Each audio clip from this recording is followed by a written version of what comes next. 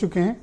बीरेन जी, आप मुझे बताओ, आप तो बड़े करीब से पावर कॉरिडोर देख रहे हो, पॉलिटिकल हलचलों पर भी आप नज़र रखते हो, जनता की नब्ज पर भी आपकी नज़र रहती है। आप मुझे बताओ और सबको बताओ कि ये 80-20 क्या है और किसका ज़्यादा चल रहा है। देखिए, बहुत पहले कांसी राम ने एक नारा दिया था 80 और 20 का, और आज फिर ये 80 और 20 का मुद्दा उठा है। तो बहुत साफ है कि 80% हिंदू है, 20% मुसलमान है। और भाजपा, बहुत पहले भी भाजपा में लोग कहते थे कि हमको 80% का वोट चाहिए, 20% का वोट नहीं चाहिए। अब तो देश के अधिकतर राज्यों में भाजपा की सरकार है, चारों तरफ बीजेपी ही है। तो कांसी राम का वो जो नारा था वो दलित फैक्टर पर आधारित था, भाजपा का हिंदुत्व पर आधारित है। और जब हिंदुत्व की बात आएगी तो स्वाभाविक है कि योगी आदित्यनाथ हिंदुत्व के एक बड़े नेता के तौर पर राष्ट्रीय स्तर पर उनकी एक मांग है, पहचान है और स्वीकार्यता है। और उसी स्वीकार्यता के दम पर उनकी आवाज़ पूरे देश में गूंजती है। आज दलितों को लेकर जितनी बातें होती हैं, हिंदुत्व को जोड़ने के रखने के लिए जितनी बातें होती ओबीसी की, जब मोदी 2014 में सत्ता में आए तो उस समय ये 80 और 20 का आप प्रचंड उफान देख सकते थे। वो एक दौर था जब भाजपा ने उत्तर प्रदेश में नोटबंदी के बाद भी सरकार बनाई और बहुत बहुमत की सरकार बनाई थी 2017 में भी। तो वो मोदी ने उस नारे को काफ़ी हद तक सार्थक किया था। लेकिन जैसे जैसे चुनाव होते गए, भाजपा ओबीसी के 54% का जो टोटल है उसमें से उसका कम होता गया और दलित भी उससे काफ़ी और घट गया। हालांकि मायावती भी डैमेज होती गई और ये वोटों का बिखराव लगातार जारी रहा। ब्रजेश जी, सच्चाई यह है कि हर राजनीतिक दल जब टिकट देता है पूछता किस जात का कितना वोट है, उसी आधार पर विधायकी का और लोकसभा का टिकट दिया जाता है। इस बात को हर कोई जानता है। और भाजपा ने अभी तो जिलाध्यक्षों की सूची जारी की है।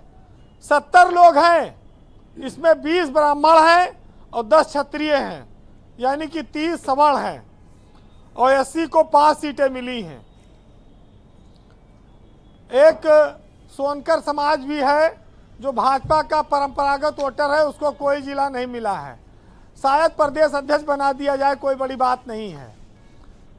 दूसरी बात मैं कहूँगा कि राजनीतिक दल हर पद जाति के हिसाब से जब बांटने लगे तो इस देश में जाति व्यवस्था जो लोग खत्म करने की बात करते हैं वो कभी खत्म नहीं हो सकती। हाँ, इतना जरूर है कि जितने लोग बड़े बड़े लोग जाति व्यवस्था की बात करते हैं, उनके सबके बच्चे विदेशों में पढ़ते हैं, बड़े बड़े शहरों में पढ़ते हैं, जिनको जात पात से कोई लेना देना नहीं है। आप देखिए कि भारत जैसे समाज में जहाँ आदर्श और परंपराओं का बड़ा महत्व है, वहाँ पर हम पाश्चात्य शिक्षा, हमारे जो बड़े बड़े पैसे वाले और नेता लोग हैं उनके बच्चे वहाँ ग्रहण कर रहे हैं। पाश्चात्य सभ्यता से वो काफ़ी प्रभावित हैं और वहाँ पर पढ़ाई लिखाई रहने को वो गर्व की बात मानते हैं। और इस देश में आने के बाद जात पात और गरीबी की बातें होती हैं।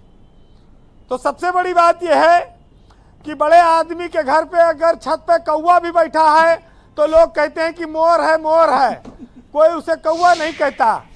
तो जो लोग बड़े हो गए, चाहे दलित समाज के हों या ओबीसी समाज के हों, उनको तो समाज में सम्मान मिला, लेकिन जो लोग कमजोर हैं उनके साथ आज भी भेदभाव जारी है। और इस भेदभाव की व्यवस्था को आज आज़ादी के कितने साल बाद भी सरकारें ख़त्म नहीं कर पाई हैं। और राशन व्यवस्था तो चली रही है, आप देख ही रहे हैं। वैसे आपने मायावती को भी देखा कि एक ज़माने में जब मायावती मुख्यमंत्री बनी तो बड़े बड़े सवर्ण नेता उनका पैर छूते थे। ब्राह्मणों ने तो सोशल इंजीनियरिंग का उनको मसीहा कहा और सवर्ण समाज मायावती के सामने प्रशंसा के गीत गाता था। तो ये भी एक जात पात के भेद को मिटाने का उस समय एक कहा जाए एक तस्वीर थी, लेकिन वो तस्वीर समय के साथ बदलती गई और इस देश में दूसरी चीजें हावी होती गईं। और आज जिस विषय पर आज बात हो रही है उस विषय में बहुत साफ है कि भाजपा ये चाहती है कि वो 80% उसके साथ आ जाए, जिससे कि देश में और उत्तर प्रदेश में उसकी सत्ता को आगे भविष्य में कोई चुनौती ना मिले। और हम आप जानते हैं कि हमारे समाज में इज्जत, सम्मान, पैसा और प्रभाव से मिलता है। जो लोग गरीब हैं वो प्रतिभाशाली भी हो तो उनको उतना सम्मान और इज्जत नहीं मिल पाती है, और इस बात को आप जगह जगह देख सकते हैं। जी वीरेंद्र जी, जो लोग जात पात की बात करते हैं वो इलाज के नाम पर फिर जात पात भूल जाते हैं। वो इमरजेंसी सेवाओं में जात पात का ध्यान नहीं रखते हैं, वो खाली अपनी ज़रूरत के हिसाब से चीज़ें करते हैं। तो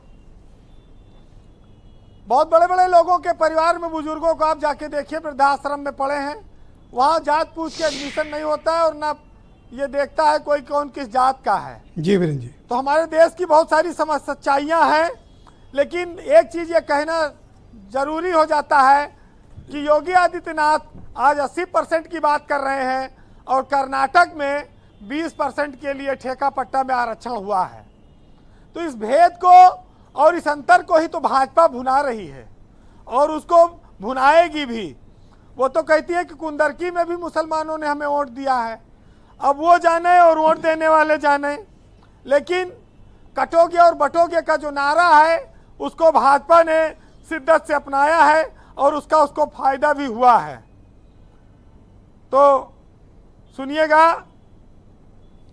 कि हम लोग जिस व्यवस्था में हैं वहाँ जात पात से ऊपर उठकर सोचना चाहिए। और द्वारका प्रसाद महेश्वरी ने लिखा है कि उठो धरा के अमर सपूतों, पुनः नया निर्माण करो और जन जन के जीवन में फिर से नव स्फूर्ति, नव प्राण भरो। और नया प्रात है, नई बात है, नई किरण है, नई ज्योति है, नई उमंगे, नई तरंगे, युग के मुरझे सुमनों में नई नई मुस्कान भरो और उठो धरा के अमर सपूतों, पुनः नया निर्माण करो। बहुत शुक्रिया वीरेंद्र जी, बहुत बहुत धन्यवाद ग्राउंड जीरो से अपना फीडबैक, ओपिनियन और ऑब्जर्वेशंस हम तक पहुंचाने के लिए। बहनों भाइयों, आज जब मैं डिबेट में आ रहा था तो मेरे साथ एक बड़ी इंटरेस्टिंग घटना